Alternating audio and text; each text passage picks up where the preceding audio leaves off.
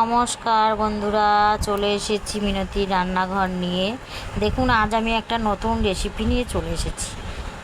কাজুটা প্রথমে ভিজিয়ে দিয়েছি। দেখুন, আমি একটু পনিরের কোপ্তা বানাবো। পনিরটা ঘষে নিলাম, নিয়ে দেখুন আদা লঙ্কাটা থেতে করে নেব। নিয়ে পনিরের মধ্যে আমি আদা লঙ্কা, লবণ আর একটু গরম মশলা দিয়ে দেবো।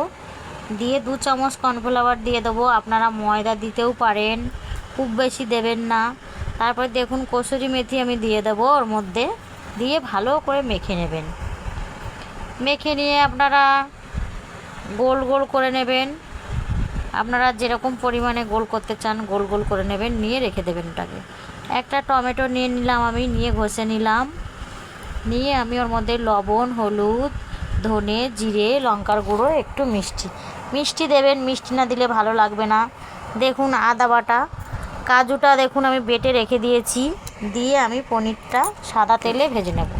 কোপ্তাটা বানিয়ে নিয়েছি, আপনারা দেখতেই পাচ্ছেন। গ্যাসটা বেশি বাড়াবেন না, মিডিয়াম রাখবেন। তুলে নেবেন পনিরের কোপ্তাটা, নিয়ে সাদা জিরে দিয়ে মশলাগুলো দিয়ে দেবেন। দিয়ে কাজু বাটাটা একটু পরে দেবেন বন্ধুরা, প্রথম থেকে দেবেন না। গরম জল দিয়ে দেবেন মশলাটা কষা হলে। তারপরে কোপ্তাগুলো দিয়ে আপনারা গরম মশলা দিয়ে নামিয়ে নেবেন। খুবই